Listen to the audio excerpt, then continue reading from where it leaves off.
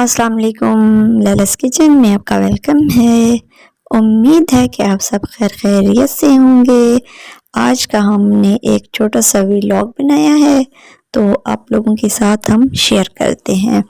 सबसे पहले आपने देखा कि मैंने चाय बना ली है और चाय जो है कर रही हूँ, और ये है केक जो कि हमने सेलिब्रेट की है एक खुशी, और आप लोगों के साथ भी हम शेयर कर रहे हैं।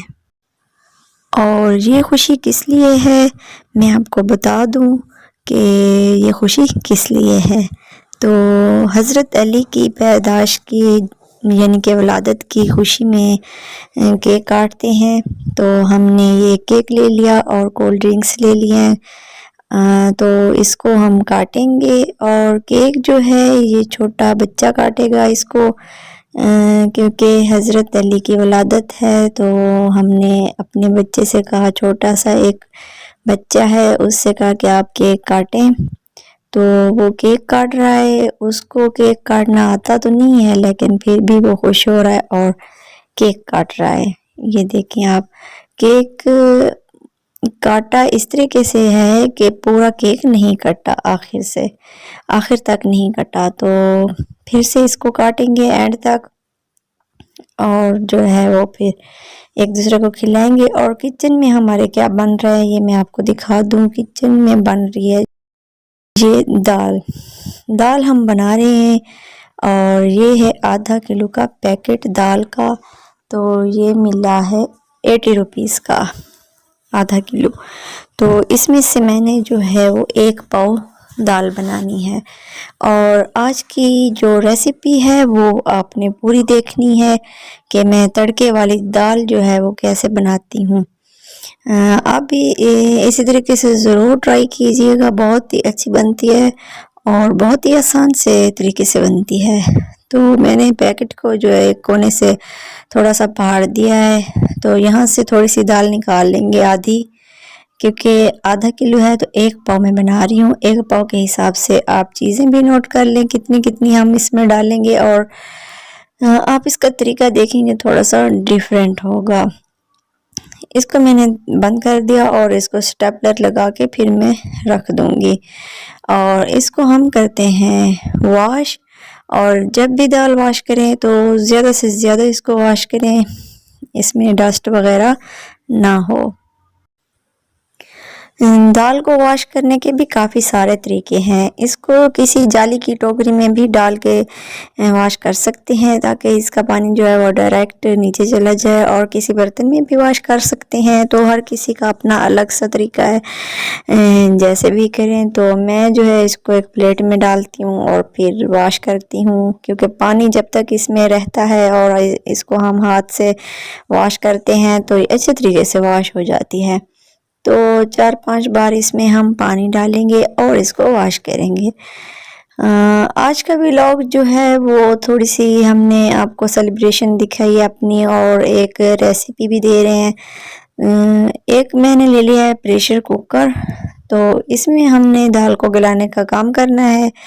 आप देखेंगे पानी जो है वो आप अपनी मर्ज़ी के मुताबिक डाल दें। चूल्हे के ऊपर मैंने रख दिया है और इसको करेंगे हम बॉयल। और बॉयल हम कैसे करेंगे और इसमें क्या क्या ऐड करना है। नमक ऐड करना है, नमक इतना ऐड करना है जितना कि आप सालन में खाते हैं, कम या ज़्यादा नहीं डालना, बिल्कुल परफेक्ट डालना है ताकि बाद में इसको ना डालना पड़े। इसको मैं तो जब पानी बॉयल करती हूँ तब इसके अंदर डाल देती हूँ। प्लेट इसके ऊपर रख दें आप। जब पानी बॉयल होगा तो इसके अंदर हम वॉश की हुई दाल डाल देंगे, सिंपल। लेकिन इसमें और क्या क्या डालना है ये आपने आगे चलकर देखना है कि इसमें डालना क्या क्या है। तो आपने रेसिपी को फुल देखना है। और हाँ, एक बात कि अगर आपको मेरी ये वीडियो अच्छी लग रही है और आप आइंदा भी मेरी वीडियोस देखना चाहते हैं तो मेरे चैनल को सब्सक्राइब कर दें और वीडियो को लाइक कर दें। दोस्तों के साथ भी शेयर करें ताकि वो भी मेरी वीडियोस देख सकें। ये देखिए दाल को जो है मैंने इसके अंदर डाल दिया, एक एक इसका ज़रा जो है वो भी डाल दिया। तो प्लेट जब भी आप खाना खाएं तो अपनी प्लेट को साफ़ करें और जो आप चीज़ बना रहे हैं वो भी आप अच्छे तरीके से उसका इस्तेमाल करें, बल्कि ज़ाया नहीं करें, क्योंकि ज़ाया करने से रिज़्क में तंगी होती है। और अगर आपने परफेक्ट खाना खाया, अपनी प्लेट साफ़ की या कुकिंग के दौरान आपने अच्छे तरीके से कुकिंग की, कुछ भी ज़ाया नहीं किया, तो आपके रिज़्क में बरकत होगी। छोटी छोटी सी बातें होती हैं, आप ध्यान किया करें।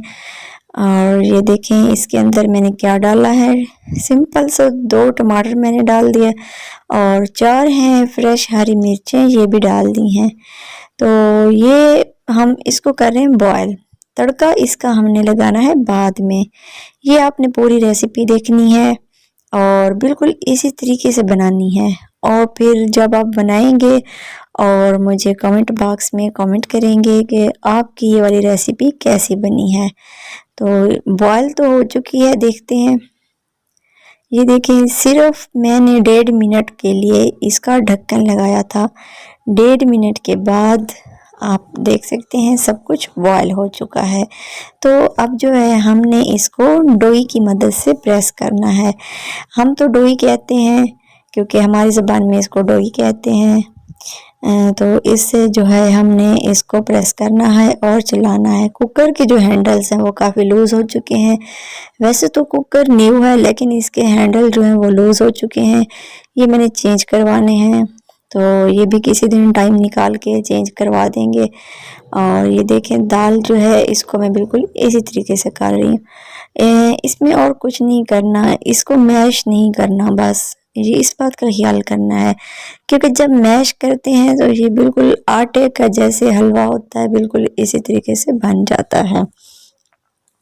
और तो बस ये देखिए यहाँ तक था इसका प्रोसेस। अब आगे मैं आपको बताती हूँ कि इसका तड़का कैसे लगाते हैं। इसको अभी मैं एक प्लेट में डालूंगी और प्लेट जो है इसको मैंने ओवन में रख के ना इसका जो पेंदा है वो जला दिया है प्लेट का। काफ़ी टाइम से ये पड़ी रहती है ओवन के अंदर। जो चीज़ मैं गरम करती हूँ तो उसको इतना गरम करती हूँ वो दूसरी बार ओवन के अंदर कुक हो जाती है। तो जब वो कुक होती है तो बर्तन का सत्या नाश कर देती है। और फिर से मैंने अपना टूटे हुए हैंडल वाला कुकर इसके ऊपर रख दिया है और इसमें देखें मैंने ऑयल डाल दिया है। ऑयल आप अपने हिसाब के मुताबिक ही डालें। मुझे तो बस नॉर्मल ही पसंद है, ज़्यादा मैं नहीं डालती।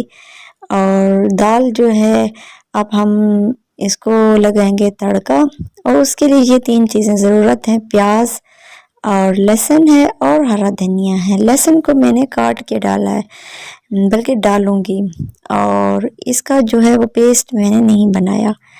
पेस्ट बनाने से ना दाल के अंदर इसकी काफ़ी ज़्यादा खुशबू आती है, लेकिन मुझे इसके अंदर जो लहसुन की खुशबू है वो नॉर्मल चाहिए, ज़्यादा नहीं चाहिए बस। और ये जो कुकर है ये भी मैंने वही बॉयल दाल वाला चढ़ा दिया, उसके अंदर प्याज जो है लाइट ब्राउन करके और लहसुन डाल दिया है। दूसरा बर्तन मैंने इस्तेमाल नहीं किया।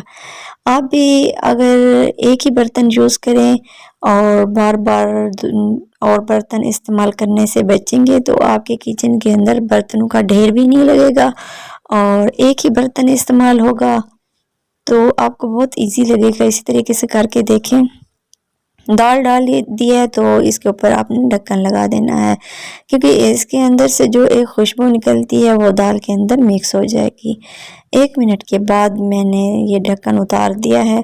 आप देखें परफेक्ट दाल बन चुकी है। इसके अंदर हमने लाल मिर्च नहीं डाली थी, तो अब मैं इसके अंदर लाल मिर्च डालूंगी और इससे थोड़ा तीखापन आता है और बहुत अच्छी लगती है। जैसे कि हम फ्रूट चाट दही बड़े में डाल के मिर्च मसाला वगैरह, उसी तरह का टेस्ट हम लेना चाहते हैं इसके अंदर भी।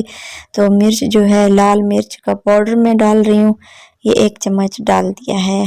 और इसके बाद सब्ज़ धनिया है जो कि पहले से ही काट के मैंने रखा था। सब्ज़ धनिया हमेशा आप वॉश करके अच्छे तरीके से फिर इसको काटें, काट के वॉश नहीं करना, क्योंकि जब धनिया बनाते हैं आप और फिर उसको काट देते हैं तो उसके ऊपर जो डस्ट होती है वो कटिंग किए हुए धनिए के अंदर मिक्स हो जाती है और वॉश करने से बिल्कुल भी नहीं जाती डस्ट।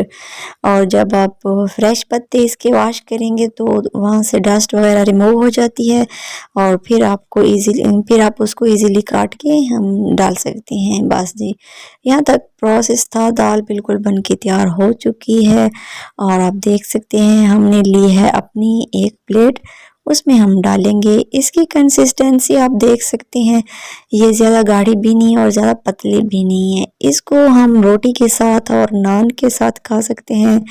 और जो हम चावल बॉईल करते हैं, राइस जिसको वाइट राइस बोलते हैं, वो आप बना लें, उसके ऊपर ये डाल के खाएं और इसके ऊपर नींबू और सलाद वगैरह रख के खाएं, वो बहुत मज़े के लगते हैं। लेकिन हमने जो बनाई है हम सिंपल रोटी के साथ इसको खाएंगे नींबू डालकर इसके ऊपर। और जी, कैसा लगा आज का हमारा व्लॉग? अगर अच्छा लगा है तो लाइक और सब्सक्राइब कर दें। तो थैंक्स फॉर वॉचिंग। अल्लाह हाफिज़।